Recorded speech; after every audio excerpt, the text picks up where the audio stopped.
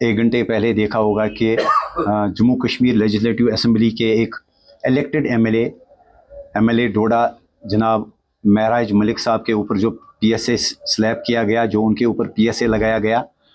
तो हम ना सिर्फ उसकी कड़े अल्फाजों में मजम्मत करते हैं, बल्कि हम सरकार को, अथॉरिटीज़ को ये अपील करते हैं कि इस फैसले को आप जल्द अज जल्द जो है आप इसे वापस ले लीजिए। ये जमहूरियत के लिए सही फैसला नहीं है, क्योंकि जो पिछले एक हफ्ते से जो कुछ कंट्रोवर्सी चल रही थी वहाँ डोडा की लोकेलिटी में इलेक्टेड रिप्रेजेंटेटिव और अथॉरिटीज़ के दरमियान, तो थोड़ा सा हमने भी उसको फॉलो किया। हालांकि अगर कोई भी पब्लिक रिप्रेजेंटेटिव अगर किसी कम्युनिटी को, किसी फ़र्द को या किसी अफसर को, अगर किसी अफसर के ऊपर या किसी कम्युनिटी के ऊपर ज़ाती हमला करे, तो हम उसकी मजम्मत करते हैं। किसी भी किस्म की एब्यूसिव लैंग्वेज, अनपार्लियामेंट्री लैंग्वेज जो है, हम उसकी भी मजम्मत करते हैं। लेकिन उसके बाद अगर अथॉरिटीज़ ने कोई कार्रवाई करनी है तो उनको चाहिए कि वो एफआईआर के ज़रिए, रिपोर्ट के ज़रिए जो है कार्रवाई करें। इस किस्म का फ़ैसला लेना एक बहुत बड़ा, एक ड्रास्टिक एक स्टेप उठाना, पीएसए एक इलेक्टेड रिप्रेजेंटेटिव के ऊपर स्लैब करना, हम इसकी मजम्मत करते हैं। और हम एलजी साहब से अपील करते हैं, गुजारिश करते हैं, डीजी साहब को गुजारिश करते हैं, ऑनरेबल चीफ मिनिस्टर साहब से हम गुजारिश करते हैं, लीडर ऑफ अपोजिशन से हम गुजारिश करते हैं, असेंबली के ऑनरेबल स्पीकर साहब से हम गुजारिश करते हैं कि ये एक संगीन मसला है। ये एक एडमिनिस्ट्रेटिव फैसला ही इस वक्त जो एडमिनिस्ट्रेशन ने लिया, ये ना सिर्फ एक एडमिनिस्ट्रेटिव फैसला है, बल्कि इसके जो है जम्मू कश्मीर की सियासत के ऊपर, जम्मू कश्मीर के लोगों का जो ट्रस्ट है, इसके ऊपर इसके काफ़ी सारे असरात पड़ेंगे।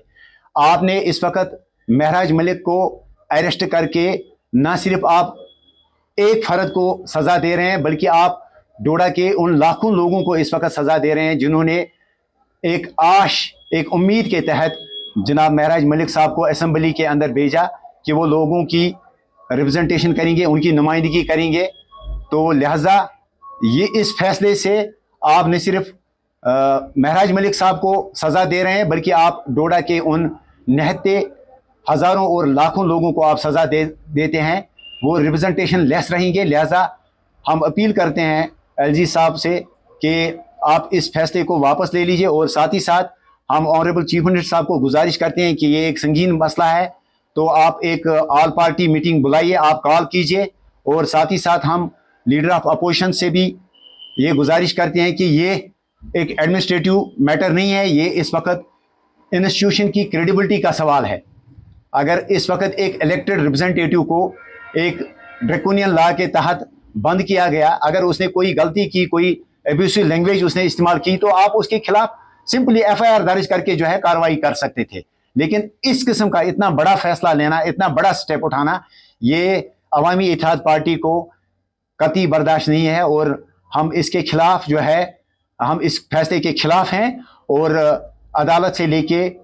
अगर हमें असेंबली तक या सेक्रेटरीट तक जो है हमें एहतिजाज भी करना पड़े, तो हम एहतिजाज करेंगे और इस फैसले की हम कड़े अल्फाजों में मजम्मत करेंगे। इस वक्त सरकार और अपोजिशन का सवाल नहीं है, ये इस वक्त इंस्टीट्यूशंस की क्रेडिबिलिटी का सवाल है। एक इलेक्टेड रिप्रेजेंटेटिव को अगर आप बंद करते हैं, अगर आप इस किस्म का फैसला लेते हैं, तो ये बिल्कुल लोगों का जो ट्रस्ट होता है जमहूरियत में, जो लोग अपना ट्रस्ट, जो अपना भरोसा है, वो अपने वोट के ज़रिए अपने रिप्रेजेंटेटिव को इलेक्ट करके जो है अपना भरोसा जताते हैं। लेकिन उस भरोसे को अगर डाटा निकालेंगे आप, इलेक्शन कमीशन ऑफ इंडिया की वेबसाइट की से आप डाटा निकालिए, अप्रॉक्सीमेटली इस वक्त लगभग 40% जो एमपीज है या जो इलेक्टेड रिप्रेजेंटेटिव्स है, उनके ऊपर जो है सीरियस क्रिमिनल चार्जेस है। तो क्या इसका मतलब ये है कि आप उन सारे एमपीज को पीएसए के तहत, अलग अलग ड्रैकोनियन कवानीन के तहत उनको बंद करेंगे? क्या ये रिवाज सिर्फ जम्मू कश्मीर में, क्या ये जम्मू कश्मीर के लिए सिर्फ ये पीएसए और ये काले कवानीन है? इस वक्त आप गूगल कीजिए, आप इलेक्शन कमीशन ऑफ इंडिया की वेबसाइट से निकालिए, अप्रॉक्सीमेटली 40% जो एमपीज हैं उनके खिलाफ क्रिमिनल केसेस है। लीडर ऑफ अपोजिशन जो इस वक्त राहुल गांधी साहब है, उसके ऊपर अप्रॉक्सीमेटली दर्जनों जो है केसेस हैं। क्या आप उसे भी काले कवानीन के तहत बंद करेंगे। तो जमहूरियत में डिसेंट का स्कोप होना चाहिए, अपोजिशन का स्कोप होना चाहिए। ऐसा ना हो कि ये चीज जो है, ये मसला हमारे खासकर जो हमारा यूथ है, इस वक्त हम यूथ की बात करते हैं, यूथ को हम मेन स्ट्रीम में लाने की बात करते हैं। तो आप क्या मैसेज देना चाहते हैं उन यूथ को, जिन हजारों यूथ ने अपना भरोसा देके महराज मलिक साहब को असेंबली के अंदर भेजा, लेकिन आप उस आवाज को इस वक्त ब्यूरोक्रेटिक जो ताकत है उसके बलबूते पे जो है आप उसे इस वक्त दबाने की कोशिश कर रहे हैं, आप उसको जेल की चार दीवारी में बंद करने की कोशिश करते हैं। तो आप बताइए कि हम अपनी जम्मू कश्मीर की आवाम को हम क्या मैसेज देते हैं, जम्मू कश्मीर के यूथ को हम क्या मैसेज देना चाहते हैं। तो लिहाजा हम मजम्मत करते हैं और हम सरकार से अपील करते हैं कि इस फैसले को जो है, खासकर जो डीसी डोडा या जो एलजी एडमिनिस्ट्रेशन जो है, एलजी साहब जो है, हम उनसे ये अपील करते हैं, हम गुजारिश करते हैं कि इस फैसले को जो है इसको आप वापस ले लीजिए। इनके पास पीएसए और बिल्डोजर के अलावा कोई जो है कोई ऑप्शन है ही नहीं इनके पास। जमहूरियत के जरिए तो ये यहाँ पे नाकाम हुए, इन्होंने अपने कैंडिडेट्स यहाँ पे प्रोजेक्ट किए, इन्होंने यहाँ पे ए पार्टी बी पार्टी जो है यहाँ इन्होंने प्रॉक्सीज के जरिए यहाँ पे जो है सीटें जीतने की कोशिश की, तो उसमें ये नाकाम हुए। अब पीएसएज और बिल्डोजर के अलावा जो है इनके पास कोई चारा नहीं बचता है। तो लिहाजा इनका माइंड सेट ही यही है कि ये बिल्डोजर और पीएसए की बात करेंगे। ये हम मजम्मत करते हैं इन जैसे स्टेटमेंट से जो है यहाँ ये जमहूरियत के लिए सही नहीं है, और इन जैसे स्टेटमेंट से जो है हमारा यूथ और हमारी जो हमारी पब्लिक है, जो हमारे जो वोटर्स हैं, जो जमहूरियत में यकीन दिलाते हैं, तो वो जो है वो एलिनेट होते हैं इनसे। हमने आपके माध्यम के जरिए हम ऑनरेबल चीफ मिनिस्टर साहब को ये अपील करते हैं कि आप खुदारा एक ऑल पार्टी मीटिंग बुलाइए, आप देख लीजिए कि जम्मू कश्मीर में क्या हो रहा है। इससे पहले एक चुना हुआ मेंबर ऑफ पार्लियामेंट जो है वो ऑलरेडी जेल में है, आज जो एक एमएलए को आप पीएसए के तहत बंद करते हैं। तो खासकर जो हमारे चीफ मिनिस्टर साहब है वो खुद इस दर्द से होके जो है वो गुजर चुके हैं। उन्होंने खुद जो है उनके ऊपर पीएसए स्लैब किया गया। उन्होंने अपने इलेक्शन मैनिफेस्टो में कहा था कि हम पीएसए रिवोकेशन की बात करेंगे। अब तो रिवोकेशन की बात आप छोड़िए,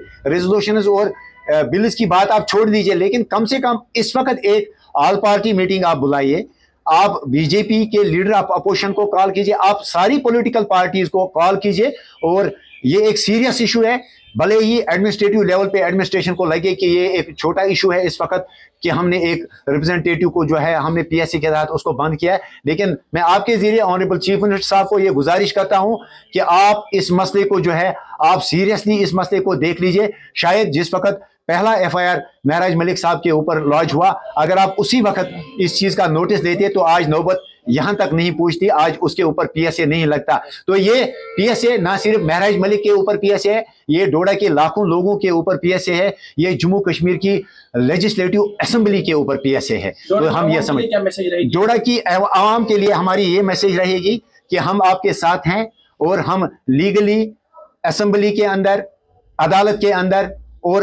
अदालत के बाहर एडमिनिस्ट्रेटिव लेवल पे भी जो है हम आपके साथ हैं। आप इस वक्त अपने आप को जो है एलिनेटेड और तन्हा आप महसूस मत कीजिए, हम आपके साथ हैं, और हम ऑनरेबल चीफ मिनिस्टर साहब के साथ साथ ऑनरेबल स्पीकर साहब की नोटिस में भी ये बात लाएंगे। हम कल ऑनरेबल चीफ मिनिस्टर साहब से मुलाकात करेंगे, ऑनरेबल स्पीकर साहब के पास जाएंगे, उनको हम इन राइटिंग लिखेंगे कि ये जमहूरियत के लिए सही नहीं है। इस वक्त एक मेंबर के ऊपर जो है पीएसए लगाना पूरी रियासती जो जम्मू कश्मीर की जो कानून साज असेंबली है उसके ऊपर पीएसए 100% हम जाएंगे, लेकिन उससे पहले हम कानूनी लड़ाई भी लड़ेंगे, और उससे पहले हम ऑनरेबल चीफ मिनिस्टर साहब से लेके लीडर ऑफ अपोजिशन या जो दूसरी जो पार्टियां हैं, चाहे पीडीपी हो, पीपल्स कॉन्फ्रेंस हो, या जो इंडिपेंडेंट एमएलएज हैं, मैंने कुछ ऑनरेबल एमएलएज के साथ अभी जो है इस प्रेस ब्रीफिंग से पहले बात की, मैंने उनकी नोट्स में लाया। मैंने कांग्रेस पार्टी के जो एमएलएज हैं उनके साथ भी मैं इन टच हूँ, मैंने बीजेपी के जो एमएलएज हैं मैं उनकी नोटिस में भी इस चीज़ को लाऊंगा कि ये जो है इसको आप इस वक्त पार्टी की लेवल पे मत देख लीजिए, ये इस वक्त इंस्टीट्यूशन की क्रेडिबिलिटी का सवाल है, और जब ज़रूरत पड़ेगी तो बिल्कुल हम डोडा भी जाएंगे, पीर पंजाल जाएंगे, और डोडा की आवाम के साथ हम शाना बशाना उनके साथ रहेंगे।